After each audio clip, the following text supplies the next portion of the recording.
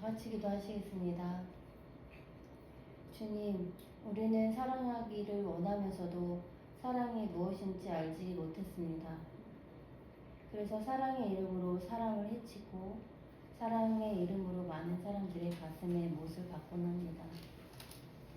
나폴레옹은 오직 자신의 야욕을 위하여 수많은 사람들을 죽였음에도 불구하고 그토록 프랑스 국민을 사랑했노라고 강변하였습니다. 그리고 프랑스 사람들은 그의 말을 의심 없이 받아들이고 있습니다. 이처럼 사랑이 왜곡되고 있는 시대에 하나님 아버지께서 저희들을 사랑하시사 불러주시고 예수 그리스도께서 사랑의 실체가 무엇인지를 일일이 일깨워 주시고 성령님께서 사랑의 삶을 본받아 살아갈 수 있게 하시니 감사드립니다. 주님, 진정으로 사랑하며 살아가는 그리스도인이 될 수 있도록 도와주시옵소서. 내가 내 몸을 불사르게 내어준다 할지라도 사랑이 없으면 내가 아무것도 아니요 내게 아무 유익이 없다는 성경의 말씀을 가슴속에 새기게 도와주시옵소서. 이 세상을 떠나는 날 사랑하지 못한 것 때문에 눈물을 흘리며 주님 앞에 서는 자가 되지 않게 하시옵소서. 주님 앞에 서는 날 이만큼 사랑했노라고 당당하게 설 수 있는 그리스도인이 되게 도와주시옵소서. 우리의 사랑으로 인하여 많은 사람들이 생명을 얻게 도와주시고 사랑을 딛고 선 우리의 일거수일투족을 통해 주님께서 이 땅에 성취하기를 원하시는 사랑의 역사가 날마다 이루어가게 도와주시옵소서. 예수님의 이름으로 기도드립니다. 네, 저희 이 시간에 저희 말씀 듣기 전에 잠시 제가 기도하겠습니다. 하나님, 저희들 이 시간에 하나님의 말씀 나눕니다. 성령 하나님, 이 자리에 함께하여 주셔서 저희들의 마음을 움직여 주시고 울림이 있게 하시고 단순히 하루 이틀 또 몇 시간 남아있는 말씀 아니라 죽을 때까지 우리의 마음에 새겨지는 그런 말씀의 시간이 되게 하여 주옵소서. 성령 하나님, 우리를 고쳐주십시오. 또 우리에게 꿈을 품게 하여 주십시오. 또 우리에게 열의를 주십시오. 성령 하나님께 이 시간을 부탁드리오니 주님께서 그렇게 우리를 변화시키시는 그런 시간 되게 하여 주옵소서. 예수님의 이름으로 기도하옵나이다. 아멘. 네, 오늘 같이 말씀 나누겠습니다. 시작. 있습니다. 시작. 선줄로 생각할 때 넘어진다. 선줄로 생각할 때 넘어진다 라는 제목으로 하나의 말씀 나누겠습니다. 저희가 9월 30일 어떤 날인지 아세요? 9월 30일? 9월 30일은 이사? 저희 집이 이사하는 날입니다. 확실히 기도하시는 분이랑 다르시네요. 저희 집이 불암산 쪽으로 이사를 하게 되었습니다. 저희가 가면은 성도분들 같이 불암산으로 등산 한번 가죠. 우리 아이와 이제 뱃속에 아이가 있는 분들은 그 밑에 닭도리탕 집에서 기다리고 나머지 분들은 정상을 찍고 오겠습니다. 등산할 때 어떻게 해야 되죠? 등산할 때 늘 조심해야죠. 그죠? 조심해야 돼요. 왜냐? 넘어질 수 있잖아요. 그죠? 그리고 길을 잃기도 하고 그렇기 때문에 우리가 조심을 해야 합니다. 근데 이게 논리적으로 맞는지 한번 들어보세요. 어떤 사람이 이렇게 이야기한다고 치죠. 나는 어떤 일이 있어도 앞으로 넘어지지 않을 자신이 있어 라고 이야기한다고 쳐요. 그 근거가 있어요. 근거는 뭐냐면 근거는 또 굉장히 그럴듯해요. 예를 들어 산 100개를 정복했다는 거예요. 본인이 정상을 찍어봤다는 거예요. 또는 어려운 산, 뭐 설악산 막 이런 산도 내가 정복한 경험이 있다. 그리고 나는 산을 너무 사랑하니까 나는 그럴 수 있다 라고 이야기한다고 쳐요. 그러면 이게 합리적입니까? 어떠세요? 이 논리의 근거는 이거거든요. 과거에 어떤 경험을 했기 때문에 또 현재 내가 어떻기 때문에 내가 미래에도 그럴 수 있다 라는 거잖아요. 사실 이거 합리적인 생각 아니죠. 합리적인 생각은 뭐에 가깝냐면 내가 어떠한 경험을 했더라도 어떤 대단한 삶을 살아왔더라도 그리고 지금 내가 아무리 좋은 상태라도 내가 죽는 날까지 언제라도 넘어질 수 있다라는 게 더 합리적인 생각이라는 거예요. 이 마음을 갖고 있어야 우리가 조심하게 되고 두렵고 떨리는 마음과 근신하는 마음으로 살아갈 수 있다라는 겁니다. 신앙생활이 무엇입니까? 신앙생활은 예수님을 우리의 인생의 주인으로 믿고 따라가는 거죠. 그분과 교제하며 그분의 힘을 받으며 지혜를 구하며 따라가는 거죠. 그 과정들 속에서 우리는 어떠냐면 여러 영적인 체험들을 하지 않습니까? 예를 들어 기도응답을 해요. 기도응답을 받아요. 기도를 했는데 길이 열려요. 재정이 들어와요. 지혜가 생겨서 순종했더니 그 길들이 빵빵 열리게 되는 경험을 하는 겁니다.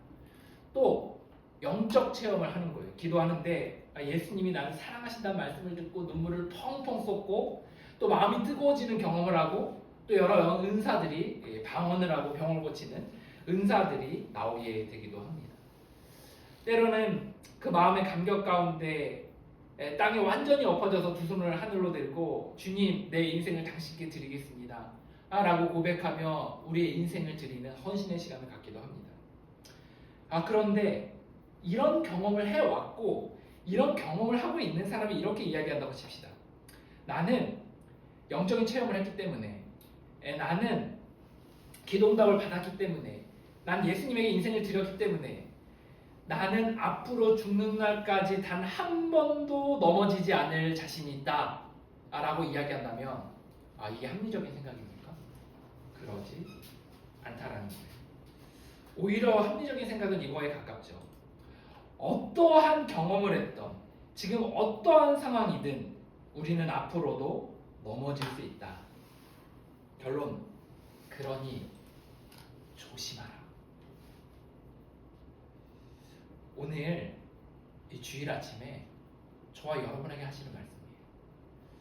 하나님께서 사도 바울을 통해서 고린도 교회에 편지를 썼던 것이 있는데 그 편지의 1 대목이 우리에게도 하시는 말씀입니다. 고린도서 10장 12절 같이 읽겠습니다. 읽습니다. 시작. 그런즉 선술로 생각하는 자는 넘어질까 조심하라. 아멘. 고린도 교회가 얼마나 대단한 교회였는지 아세요? 거기에 하나님의 언어 방언이 터져나오는 교회였어요. 평신도들이여 병을 고치는 교회였습니다. 그곳에서 그 은사가 넘치는 그런 뜨거운 교회가 고린도 교회였습니다. 지금 그 뜨겁게 타오르고 있는 교회에 하나님께서 이 바울을 통해 경고하시는데 이렇게 말씀하고 있는 거예요. 선줄로 생각하는 자 조심하라 라고 이야기하셨습니다. 저는 이 구절을 조금 더 원어로 살펴보았습니다. 여기서 선줄로라는 단어가 되게 의미심장하더라고요. 이건 뭐냐? 선줄로는 뭐냐면 객관적으로는 선 게 아닐 수 있어요. 객관적으로는. 예를 들어 시험이 본인은 30점 맞은 사람인데 본인이 90점 맞았다고 생각하는 거예요. 선줄로라는 건 뭐냐면 객관적으로는 선 게 아닌데 본인이 생각할 때 감정에 취해서 또 지금 뜨거운 경험을 하고 있으니 내가 섰다고 생각하는 걸 말하는 겁니다. 또한 여기서 넘어질까라는 단어는 미끄러지다, 추락하다, 유혹에 빠져서 완전히 주저앉다라는 뜻이 담겨져 있습니다. 조심하다라는 것은 그냥 우리가 보다라는 걸 넘어서요. 이건 뭐냐면 우리가 눈을 부릅뜨고서 경계하며 살피다라는 뜻이 담겨져 있다라는 거예요. 이 말은 군인이 경계 근무를 하듯 적이 들어오나 안 들어오나를 경계 근무를 하듯이 철저하게 살핀다는 게 조심하다라는 뜻입니다. 이걸 다 합쳐서 요약해서 말하면 이겁니다. 우리 가운데 객관적으로 선 게 아님에도 불구하고 본인의 감정에 취해 지난날의 경험에 의해 섰다고 생각하는 사람이 있다라는 거예요. 그리고 너희 중에 그런 사람이 있는데 누구라도 넘어질 수 있다라는 거죠. 그러니 눈을 부릅뜨고 자기 자신을 살펴서 자신이 넘어질 수 있다는 것을 이제 요소들을 제거하라 라고 이야기하고 있는 겁니다. 요약, 누구라도 넘어질 수 있다. 같이 한번 읽어볼까요? 있습니다. 시작. 누구라도 넘어질 수 있다. 예, 다시 한번 온라인에 있는 분들도 합쳐서 큰 목소리로 시작. 누구라도 넘어질 수 있다. 그러니 자만하지 말라. 하나님께서 여기에 근거를 말씀하셨거든요. 그 근거가 의미심장합니다. 그 근거의 구절은 이거예요. 마가복음 14장 50절 같이 한번 읽을까요? 있습니다. 시작. 제자들이 다 예수를 버리고 도망하니라. 아멘. 여기 뉘앙스를 좀 덧붙여서 얘기할까요? 제자들도 다 예수를 버리고 도망했는데 하물며 너희일까 보냐. 여러분, 제자들이요, 우리가 되게 무시하거든요. 예수님 버리고 도망갔으니까 되게 무시하거든요. 근데 무시할 사람들 아니에요. 대단한 사람들입니다. 예수님의 그 승천하시고 나서 성령 체험하고 난 이전에도 대단한 삶을 살았던 사람들이에요, 사실. 자, 그 사람들이 어떤 사람들이 살았는지 볼까요? 첫 번째, 여행을 다녔던 사람들입니다. 같이 예수님과. 여러분, 여행을 다녀본 경험이 있습니까? 우리 여행 다니면 어떻죠? 친해지잖아요. 우리 불안산 나중에 같이 여행 가면 친해질 거예요. 또 나중에 해외로 이렇게 가면 친해질 거예요. 더 친해집니다. 그죠? 가서 같이 손도 잡아주고 자리도 안내해주고 이제 서로 격려하면서 또 대화도 나누면서 얼마나 친해지겠습니까? 여러분, 예수님과 제자들이 함께 여행을 다녔던 사이예요. 이스라엘 전역을 구석구석을 여행을 다녔을 뿐만 아니라 해외여행, 두로와 시돈까지 여행을 다녔던 사이입니다. 여행을 다니면서 뭘 하죠? 여행을 다니면서 제자들과 예수님이 식사하셨다는 거예요. 예수님이 그 6월절 전날에 제자들과 같이 식사하는 장면들이 나오거든요. 거기에 얼마나 친밀하게 이들이 식사하는지가 나와요. 그 제자 중에 한 명은 예수님의 품에 안겨서 밥을 먹었어요. 그리고 함께 밥그릇이 있으면 거기에 손을 넣고 함께 같은 음식들을 먹었다는 거예요. 거기서 묻기도 하고요, 답하기도 하고요, 하루 동안에 있었던 일화들이나 예화들도 얘기하고요, 자신의 마음도 나눴던 시간입니다. 여러분, 얼마나 친했겠어요? 얼마나 친밀감이 쌓였겠습니까? 이 여행이 상징하는 것은 친밀감입니다. 친밀한 사이였다는 거예요. 두 번째로는 이 제자들이 어떤 사람들이었냐? 기적을 봤던 사람들입니다. 기적을. 여러분, 지금의 기적과는 비교도 되지 않아요. 물론 지금은 더 또 그런 사역들이 일어나긴 하지만 당시에는 그거를 예수님이 직접 하시는 거를 눈앞에서 보는 거예요. 어떤 일이 일어났죠? 눈앞에서 귀신이 쫓겨나는 거예요. 귀신 들린 사람이 오니까 그 귀신 들린 사람이 예수님을 보고서 막 소리를 지르면서 하나님의 아들이시여 우리를 불쌍히 여겨주십시오 라고 하면서 막 소리를 지르고 발버둥 치다가 거품 물고 귀신이 쫓겨나는 것을 눈앞에서 본 사람들이 제자들입니다. 예수님이요, 병 고치는 걸 봤는데요. 당시 어떤 병이 고쳤냐? 문둥병, 온몸이 문드러진 사람, 그래서 막 그 몸이 살점이 떨어져 나가는 사람이 예수님이 손을 대고 만지자 그들이 고쳐지는 일이 일어났어요. 평생에 팔이 굽어서 팔을 펴지 못하는 사람이 팔이 펴지는 일이 일어나게 됐다라는 거예요. 길을 자기 힘으로 이동하지 못하니까 사람들이 침상채 들고 이동해야 되는 사람이 자기가 손수 일어나서 자기의 침상을 들고 집으로 가는 기적을 보았다는 겁니다. 말 못하는 사람, 보지 못하는 사람, 듣지 못하는 사람이 손을 얹고 주님께서 열려라, 들어라, 말하라 하시니 그들이 눈이 열리고 말하게 되고 듣게 되는 기적이 일어나게 됐습니다. 여러분, 그뿐이 아니에요. 예수님이 행하신 기적 중에 제자들이 배를 타고 가는데 제자들과 예수님이 배를 타고 가는데 파도가 심하게 불고 바람이 부니까 제자들이 너무 두려워서 예수님 우리가 죽게 됐습니다 라고 말하자 예수님이 일어나셔서 바람아 잠잠하라, 파도야 멈춰라 라고 했더니 파도와 바람이 잠잠게 되는, 자연이 순종하는 기적을 보게 되었다는 겁니다. 심지어요, 그들이 예수님께서 물 위로 걸어서 배로 오실 때 베드로가 그 주님을 보고서 배에서 내려와 물 위를 걷는 기적을 경험했다는 겁니다. 여러분, 이들이 기적을 경험했다는 거예요. 영적인 세계를 가장 가까운 곳에서, 인류에서 가장 가까운 곳에서 체험을 했던 사람들이라는 거예요. 이 제자들이 또 어떤 사람들이냐? 예수님을 위해서 자신의 어떠함을 희생했던 사람들입니다. 우리가 신앙생활 하면서 뭔가를 희생해요. 그죠? 시간도 희생하고, 재정도 희생하고, 그리고 체력도 우리가 희생을 하고, 주일 오전의 시간도 희생을 하잖아요. 그런데요, 이 제자들의 희생은 우리가 비교할 수도 없을 정도입니다. 베드로는요, 결혼을 했던 것 같아요. 장모님이 나오는 거 보니까. 그런데 그 가족을 버려두고 예수님을 따랐다는 거 아니에요. 야고보와 요한은 어땠냐? 부모가 있고 그 부모의 종이 있었어요.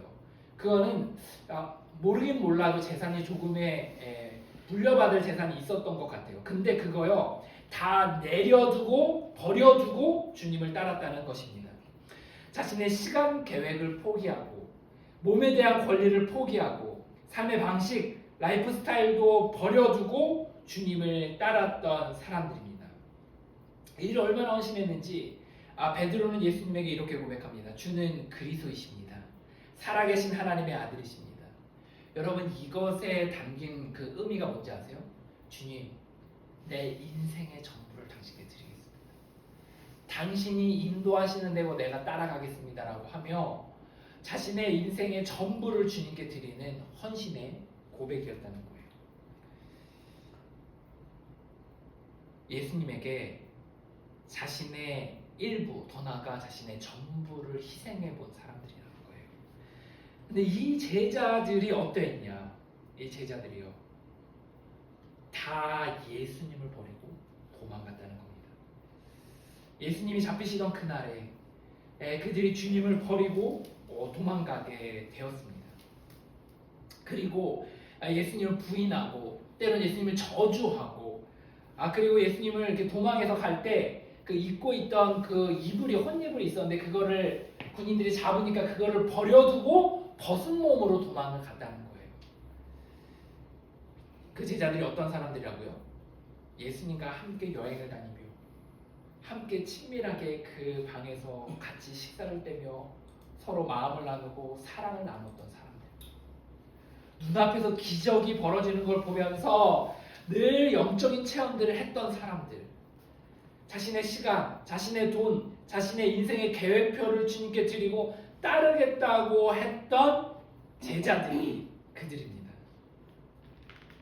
그 제자들이 예수님을 버리고 도망갔다는 거예요. 다른 말로 제자들도 예수님을 버리고 도망갔다는 거예요. 주님이 우리에게 말씀하십니다. 얘들아, 너희들 엄청 거대한 영적인 체험했니? 너 기도할 때마다 눈물을 흘려? 너 말씀을 볼 때마다 은혜를 받아? 너 헌신해서 너 주님께 인생을 드린다고 고백했어? 그런데 그래서 너가 자만해? 그런데 오늘 주일 아침에 내가 너에게 하는 말 잘 들어. 제자들도 나를 버리고 떠났어. 그런데 너희가 뭘 하고 떠나지 않을 수 있다고 장담할 수 있니? 주님이 저와 여러분에게 말씀하십니다. 자만하지 말아라. 우리 큰 목소리로 읽을까요? 있습니다. 시작. 자만하지 말아라. 자만하지 말라는 거예요. 여러분, 대한민국의 요새 이슈가 뭔지 아세요? 최대 이슈. 한 단어. 오. 역시 기도하시는 분들은 다르시네요. 주식. 근데 주식의 유행입니다. 안 하는 사람이 없죠. 저희 가족도 미성년자를 제외하고 다 해요. 그래서 이제 저희가 이 주식 어린이, 처음 주식을 시작하는 사람들을 뭐라 그러냐면 주린이라고 그러잖아요. 그죠? 주린이. 주식 어린이. 이렇게 해서 주린이라고 그러죠. 저도 주린입니다. 근데 이 주린이들의 특징이 있어요. 그 뭐냐면 이상하게 처음 못 모르고 주식을 넣었는데 뭐라 넣었을 때 쭉쭉쭉 올라가요. 쭉쭉쭉. 처음 넣었던 주식이. 그러니까 막 흥분하는 거예요. 와, 이거 막 장난 아니네. 막 이렇게 하면서 추가로 또 넣었는데 또 그게 막 오르는 거예요. 그래서 한두 종목에서 엄청 이제 올라가는 그런 경험을 하게 됩니다. 그럼 막 흥분해요. 그래서 막 다른 사람들한테 막 핸드폰 창을 보여주면서 막 이렇다 하면서 막 아직 팔지도 않았는데 돈 번 줄 알고 막 싸요. 막 밥도 막 사고 막 이래요. 그러면 어떻게 되냐? 믿음이 생겨요. 믿음. 이렇게 벌죠? 뭐가 생겨요? 믿음이 생긴다니까요. 그래서 어떻게 하냐? 나는 주식을 잘하는 거야. 난 잘해. 내가 하는 종목은 앞으로도 오를 거야. 이 근거가 뭐냐? 내가 올랐으니까, 지금도 오르고 있으니까 앞으로도 오를 거야. 라고 이야기를 하는 거예요. 그래서 넣고 또 넣고, 그리고 옆으로 막 확장을 막 해서 막 하는 거죠. 그래서 10만 원이 100만 원 되고, 100만 원이 1000만 원 되고, 막 이렇게 넣기 시작하는 거예요. 그러다가 어떻게 되죠? 아침에 주식창을 딱 봤는데 완전히 곤두박질 치게 되는 경험을 하게 되는 거예요. 사람들이 뭐라 그러냐면 주식에서 우리가 인생을 배운다. 주식하는 사람은 늘 겸손해야 된다는 거예요. 이게 막 오르고 치고 나갈 때 자만하는 게 아니라 내가 이렇게 언제라도 주식이 떨어질 수 있다 이렇게 겸손해하면서 10,000원, 20,000원 올라도 너무나 감사해하고 그리고 두렵고 떨리는 마음으로 해야 된다라고 이야기하더라고요. 여러분 주식이 인생을 닮았습니다. 우리도요 인생의 상승 곡선을 막 겪을 때가 있어요. 막 쭉쭉 치고 나와요. 쭉쭉 막 기도하면요 막 길이 열리고요, 기도 응답이 되고요, 막 지혜가 생겨가지고 순종하면은 막 거기가 빵빵 열리고요. 그리고 막 기도할 때마다 마음이 뜨겁고요. 말씀을 보면 정말 나에게 하는 말씀처럼 느껴지면서 말씀이 막 애우게 되고 주장하게 되고 말씀을 막 암송하고 막 이렇게 되는 일이 생기는 거예요. 그리고 다른 사람들한테 전하게 되고, 그리고 정말 주님이 정말 가깝게 느껴지는 경험들을 우리가 하게 된다라는 거예요. 그때 우리가 어떻게 얘기하냐? 이렇게 얘기하는 거예요. 나는 주님을 사랑하고 주님께 헌신했고 이런 영적인 체험들을 해왔으니 앞으로 넘어지지 않을 수 있다라고 이야기를 하는 거예요. 사랑하는 여러분, 어제의 상승주가 오늘의 상승주를 보장하지 않는 것처럼 어제의 우리의 영적인 성공이 오늘의 영적인 성공을 보장해주지 않습니다. 예수님을 버리지 않겠다고 이야기했던 제자들도 방금 전까지 예수님과 함께 겟세마네 동산의 기도의 자리에 있었던 제자들도 그 바로 군인들이 오자마자 예수님을 버리고 다 떠나 버렸습니다. 주님이 말씀하십니다. 하물며 너희일까보냐. 인류 역사상 사도들을 제외하고 가장 위대한 기독교인이 누구였을까요? 여러분들이 생각할 때 누굴까요? 가장 위대한 12제자, 예수님을 직접 따랐던 12제자 제외하고 사도 바울 아니었을까요? 사도 바울이 아마도 100이면 100 다 이 사도 바울을 꼽을 거예요. 이 사도 바울이 얼마나 대단한 바울이었냐면 당시에 그 교회들을 가는 곳마다 교회를 개척을 했어요. 그리고 당시에 각 교회마다 수십 명에서 수백 명의 사람들이 있었던 걸 생각을 해보면 적어도 수천 명의 리더였습니다. 지금으로 치면 목사님들의 목사님이었어요. 그랬던 바울이었습니다. 바울이 영적인 체험을 얼마나 많이 했는지 천국을 그 기도하는 가운데 다녀왔다는 거 아니에요. 삼층천을 다녀왔다는 거 아닙니까? 이 바울이요 예수님께 얼마나 헌신했냐면요 자신의 인생의 플랜을 완전히 주님에게 맡기고 주님이 인도하시는 대로 따라갔다는 거예요. 자신의 시간, 자신의 몸, 자신의 결혼, 돈, 경력, 명성 그 모든 것들을 주님께 내어드리고 따라갔습니다. 그랬던 바울이라면 바울이 이렇게 이야기했다는 거 아니겠어요? 고린도전서 9장 27절 개역개정입니다. 같이 한번 읽습니다. 시작. 내가 내 몸을 쳐 복종하게 함은 내가 남에게 전파함에 자신이 도리어 버림을 당할까 두려워함이라. 아멘. 여러분 공동 번역이 좀 더 리얼하게 표현을 했어요. 얼마나 리얼한지 한번 들어볼게요. 공동 번역에서 어떻게 얘기했나? 같이 한번 읽어보겠습니다. 읽습니다. 시작. 나는 내 몸을 사정없이 단련하여 언제나 민첩하게 움직일 수 있게 합니다. 이것은 내가 남들에게 이기자고 외쳐놓고 나 자신이 실격자가 되지 않게 하려는 것입니다. 아멘. 무슨 말이죠? 사람들에게 이렇게 얘기하는 거예요.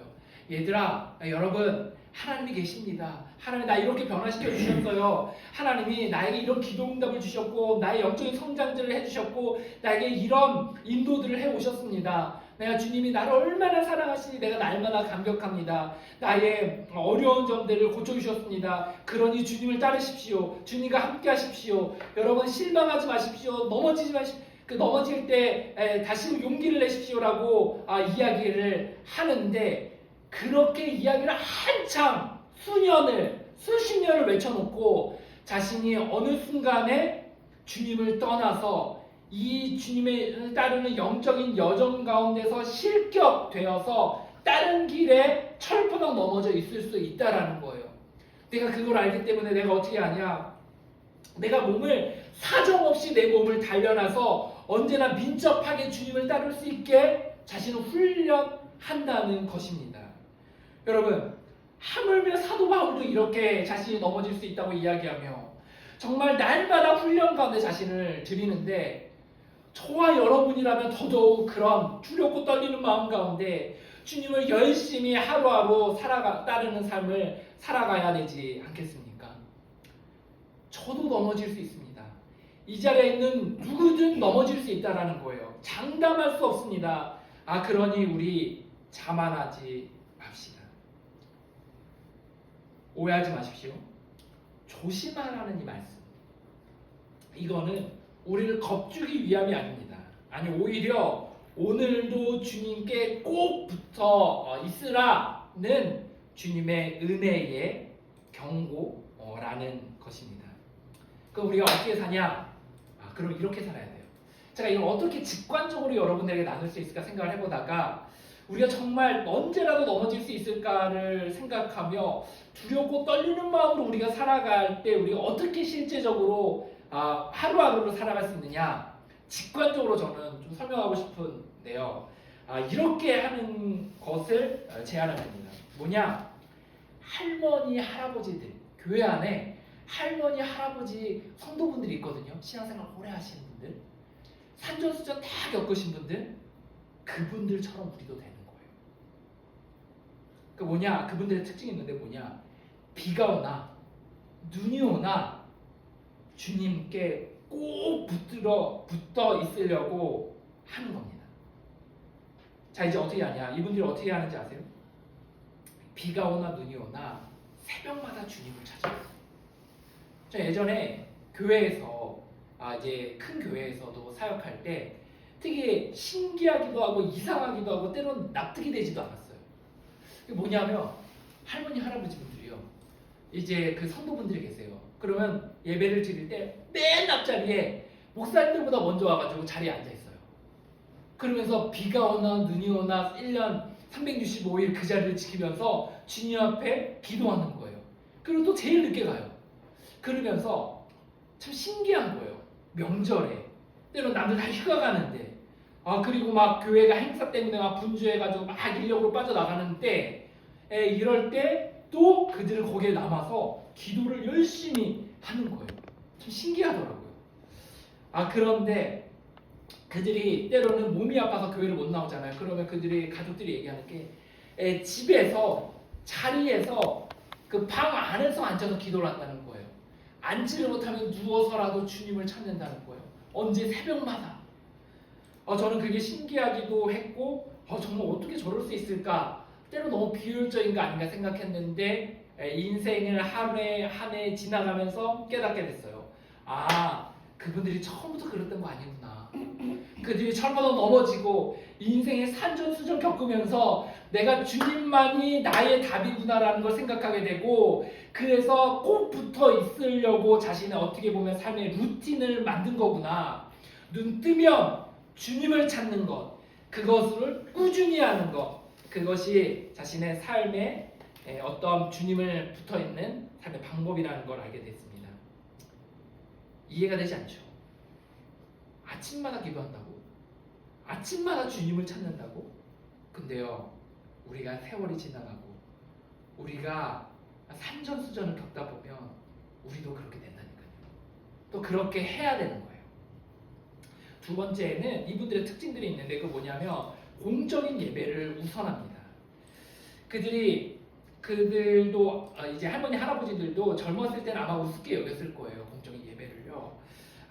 그런데 이리저리 치이면서 그들의 마음 가운데 어떤 마음이 생겼냐면 의지할 곳이 주님밖에 없구나 라는 것을 깨닫게 된 거예요. 그리고 그것을 내 삶 가운데 말만 하는 게 아니라 상징으로 기둥으로 딱 자리를 하게 해야 하는데, 그것으로 하나님께서 이 땅 가운데 만들어 주신 방법 가운데 하나가 뭐냐면 예배라는 걸 깨달은 거예요. 제 부끄럽지만 저도 이런 공적인 예배들에 대해서 가는 곳마다 예배하는 것에 대해서 때로 불편하게 느끼고 때로 귀찮게 여기고 때로는 이렇게까지 할 필요가 있나 생각이 들었어요. 저희 처갓집에 가면요, 명절 때 꼭 아침에 예배를 드려요. 온 가족이 모여가지고 예배를 드리는 거예요. 저는 예전에 이게 좀 이해가 되지 않았어요. 빨리 지금 갈비 재놓은 거 그거 빨리 먹어야 되는데 지금 녹두 부친 게 저거 씻는데 예배를 막 30분씩 막 드리고 막 이러는 거예요. 이해가 되지 않았어요. 교회 가면요, 체육대회 가거든요. 체육대회 가면 목사님이 성도들 다 앉으래요. 그래서 지금 막 청년들은 지금 막 경주해가지고 막 이어달리기 해가지고 이길 준비하면서 막 응원하려고 막 들썩들썩하면서 기다리는데 앉으래요. 그럼 막 예배를 드려요. 예배를 막 30분씩 드려요. 그럼 막 설교도 하세요. 너무 싫은 거예요. 그리고 그때 때로는 제가 집사 처음 직분 달았을 때는 헌금위원이 돼가지고 거기서 가운 입고 운동장 한가운데서 헌금 그거 해가지고 막 돌아다녔어요. 너무 싫은 거예요. 창피하기도 하고 이해가 되지 않았어요. 그래서 제 마음속에 제가 솔직히 얘기합니다. 할머니 할아버지들 진짜 비효율적이다 이렇게 생각했어요. 그런데요, 저희 나중에 교회가 커져서 체육대회 가잖아요. 저희 예배할 거예요. 헌금위원 두고 헌금 할 거고 또 대표기도 세우고 할 겁니다. 왠지 아세요? 그게 우리의 인생의 상징이라는 걸 알게 됐어요. 내 인생의 주님이 당신입니다. 내가 주님 없이 살 수 없습니다. 우리 공동체적으로 함께 그것을 고백합니다. 라는 고백의 상징이라는 거예요. 예배에 우리가 우선순위 두지 않는데 내가 내 인생 가운데 주님이 주님이라고 고백하는 거, 그거 당분간은 그렇게 될 수 있는데 시간이 지나면서 희석될 확률이 높습니다. 세 번째로 이 할머니 할아버지들의 특징이 뭔지 아세요? 성도를요 끔찍하게 생각합니다. 여러분, 끔찍하게요. 성도들 중에 누가 나오지 않잖아요. 그러면 기가 막히게 알아서 연락하고 찾아가요. 제가 이제 돕는 장애인분의 그 어머님이 할머니신데, 팔순 할머니신데, 그 할머니께서 교회 성도들 가운데 누가 오지 않는 거를 기가 막히게 알아서 연락을 하는 거예요. 그 주에. 그래서 그렇게 찾아가기도 하고 했는데, 얼마 전에는 그분 중에 한 분을 찾아갔는데 독거 할머니셨어요. 그분이 혼자 거기서 돌아가 계신 걸 그분이 발견하셨다는 거예요. 우리 교회 안에 할머니 할아버지들 중에 특징들이 뭐냐면 성도들을 끔찍하게 여긴다는 거예요. 이 청년들과 성경 공부를 할 때 되게 재밌거든요. 막 들고 뛰고 막 논쟁하고 막 대들고 막 이러니까 막 얘기하면서 막 되게 재밌어요. 근데 진짜 편안하고 풍성한 건 뭐냐면 할머니 할아버지들과 성경 공부할 때요. 그분들의 특징이 뭐냐면 성도들의 그 음식의 취향들을 쫙 깨달은 다음에 딱 성경 공부 시작하면은 가방을 열고 먹을 걸 막 꺼내요. 막 꺼내서 잔뜩 가운데다 모아놔요. 그리고 그거를 먹으면서 시작해요. 나중 되면 이게 먹는 건지 아니면 하는 건지. 그리고 막 한 번은 뻥튀기를 막 사갖고 와가지고 뻥튀기 소리 때문에 제 말이 들리지가 않는 거예요. 이 정도로 서로를 막 아끼면서 서로를 막 챙기고 격려하고 막 이렇게 하면서 가는 거죠. 저 예전에 이거 이해되지 않았거든요. 그런데 이제는 이해하겠어요. 자신이 언제 넘어질지 모르니 자신을 붙들어줄 수 있는 이 성도들이 너무나 소중한 거예요. 그리고 때로는 자기가 넘어질 때 자기를 붙들어줬던 그들이 너무나 감사한 거예요. 그래서 자기도 이제는 서로를 섬기면서 시줄과 낫줄로 서로를 계속 붙들어주면서 함께 가는 겁니다. 여러분, 우리가 왜 공동체로 모여야 됩니까? 집에서 혼자 예배할 수도 있잖아요. 혼자 그냥 신앙생활 할 수도 있잖아요. 죽을 때까지 그냥 속한 교회 없이 갈 수도 있잖아요. 함께 가는 이유가 여기에 있습니다. 언제라도 넘어질 수 있으니, 언제라도 무너질 수 있으니 좀 나를 살펴달라는 거예요. 그리고 내가 누군가를 살펴야 하는 것입니다. 사랑하는 여러분, 오늘 주님께서 우리에게 이렇게 말씀하십니다. 우리가 현재의 믿음이 과거의 경험이 우리의 미래를 담보하지 않는다는 거예요. 아무리 대단한 사람도 이 자리에서 말씀을 나누는 목사도 그리고 많은 사람들을 전도했던 전도자도 영적인 체험들을 통해서 은사 가득한 누구도 언제라도 넘어질 수 있다는 것입니다. 예전 교회 청년들이 있어요. 제가 도왔던 청년들이 수백 명은 될 거예요. 그 청년들이요, 같이 울고 같이 웃으면서 함께 주님을 따랐던 사람들이에요. 그들의 헌신이요 정말 눈물 납니다. 1년에 일주일밖에 되지 않는 그 휴가 기간을요 수련회 준비와 수련회를 위해서 몽땅 털어넣어요. 자신이요 월급 받잖아요. 그 월급의 첫 월급을 주님께 드리겠다고 하면서 몽교의 선교비로 몽땅 헌신을 해요. 이렇게 헌신했던 이 청년들입니다. 제가 한 10년 지났거든요. 그들 중에 일부에게 가끔 전화해요. 한 3분의 1 정도만 교회 생활해요. 여러분 오해하지 마세요. 저희 정확히 들으세요. 3분의 2가요 봉사를 안 하거나 직분을 안 맡았다는 게 아니에요. 3분의 2가요 교회를 다니지 않습니다. 주일에 예배를 드리지 않는다는 거예요. 우리가 주님을 닮아가면서 교회에서 직분의 집사님도 되고 권사님도 되고 안수 집사님도 되면서 계속 교회를 섬겨가야 되는데 아예 기본 중에 기본인 예배와 신앙생활조차 하지 않는 것입니다. 여러분 그들이 천국에 갈지 몰라도 이 땅에서 천국의 삶을 살아가는 데 있어서는 저는 실패했다라고 이야기하고 싶습니다. 이건 결코 주님이 의도하신 바가 아닙니다. 그들이 그토록 사랑했던 그 주님이 의도하신 바가 아니라는 것입니다. 그런데요 그에 반해 3분의 1은 그 주님을 열심히 따르면서 지금도 살아가는 거예요. 그들의 공통점과 특징이 있는데 그건 뭐냐면 그들이 그 가운데 어려웠을 수 있죠. 힘들었을 수 있죠. 그런데 지금 열심히 따르는데 그 공통점은 뭐냐면 두렵고 떨리는 마음이 있어요. 어느 누구도 확신하지 않습니다. 내가 언제라도 주님을 버릴 수 있다라는 생각 가운데 오늘도 주님을 열심히 따르며 헌신하고 있는 것입니다.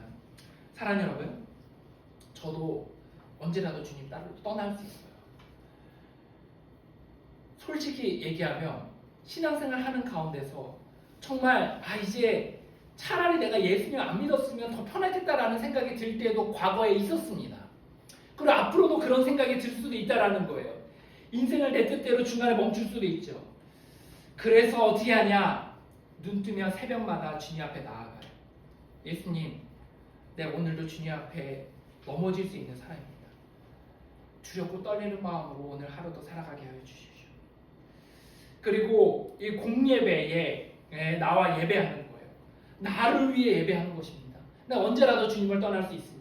그리고 성도들을 귀히 여기는 거예요. 제가 성도들에게 연락할 때마다, 성도들에게 내가 격려할 때마다 저는 그 안에 여러 이런 의미가 담겨져 있는 거예요. 내가 넘어질 때 나를 붙들어 주세요. 내가 힘들 때 나를 일으켜 세워주세요. 나도 언제라도 넘어질 수 있는 사람이 함께 갑시다 라는 말이 그 안에 담겨져 있는 것입니다. 저는 그렇게 하루하루 살다가 주님께 가는 그 직전에 임종의 순간을 맞고 싶은 것이 제 인생의 목표입니다. 사람들이 나를 평가할 때 저는 이런 평가를 받았으면 좋겠어요. 결코 자만하지 않았던 사람, 언제라도 주님을 버릴 수 있는 사람이라는 마음을 가지고 두렵고 떨리는 마음 가운데 하루하루 주님을 붙들었던 사람, 그런 사람으로 기억되고 싶습니다. 저는 제가 찬송가를 볼 때마다 제가 이제 하는 것 중에 하나 뭐냐면 내 마지막 죽음의 순간에 우리 가족들이 또 내가 사랑하는 제자들이 저를 위해 불러줬으면 하는 찬송곡들을 이렇게 고르는 게 제 이제 그 하는 것 중에 하나거든요. 아직 고르진 않았어요. 고르면 얘기하겠습니다. 그 중에 하나가 이 찬양이에요. 후보 중에 하나. 제가 무슨 곡인지 얘기하지 않고 죽으면 이 찬양 불러주세요. 네, 이 찬양입니다. 주 없이 살 수 없네 죄인의 구주여 그 귀한 보배 비로 날 구속하소서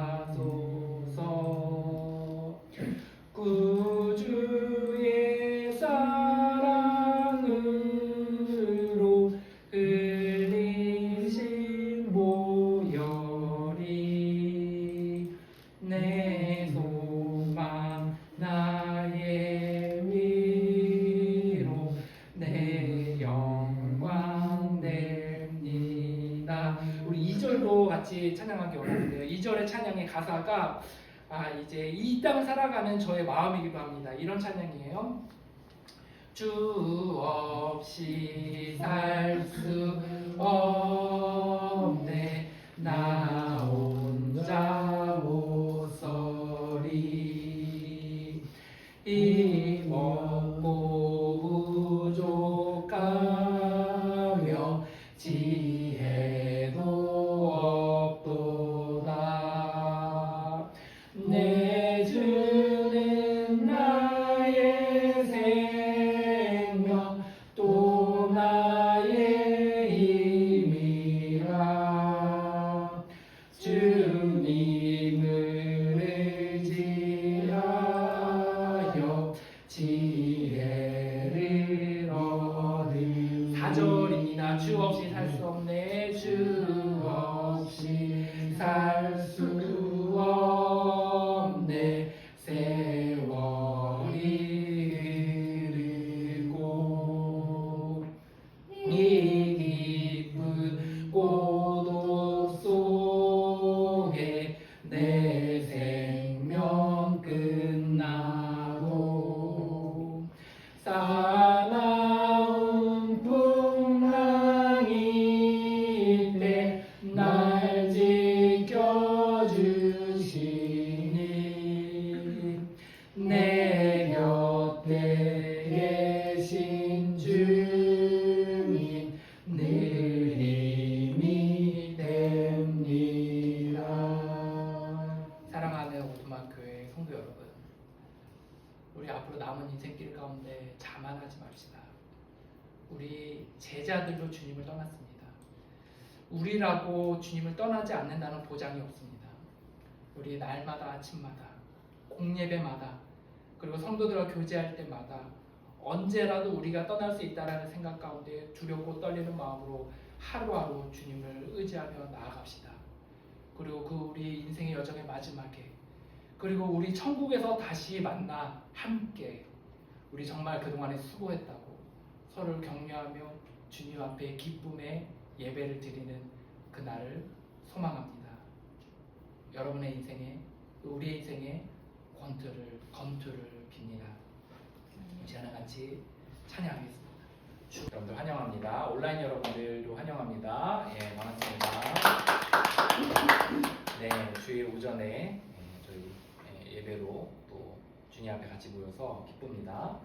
저희 이제 광고 있는데요. 7월 11일에 저희가 결혼 예비학교와 신혼부부학교를 같이 해요. 무슨 말이냐면 결혼을 앞둔 사람들 그리고 이미 결혼했는데 얼마 안 된 사람들 그래서 20년, 30년 된 사람은 안 돼요. 그래서 짧게 1, 2년 안에 된 사람들로 해서 저희가 함께 결혼학교를 모집하고 저희들 하려고 합니다. 근데 또 소그룹으로 하는 거라 두세 커플 이 정도 저희 생각하고 있거든요.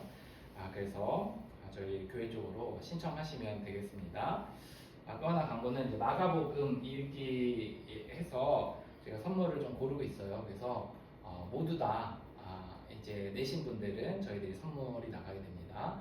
그래서 이 자리에 모인 분들은 모두 다 보내주셔서 선물은 모두에게 나가는데 엄청나게 큰 거 막 이런 건 아니고 막 호텔 뷔페권 이런 건 아니고 소소하게 소소하게 하고 1등은 저희가 나중에 발표하도록 하겠습니다. 그래서 인상 깊게 썼던 분으로 해서 이제 있는데 저희가 나중에 결정하도록 하겠습니다.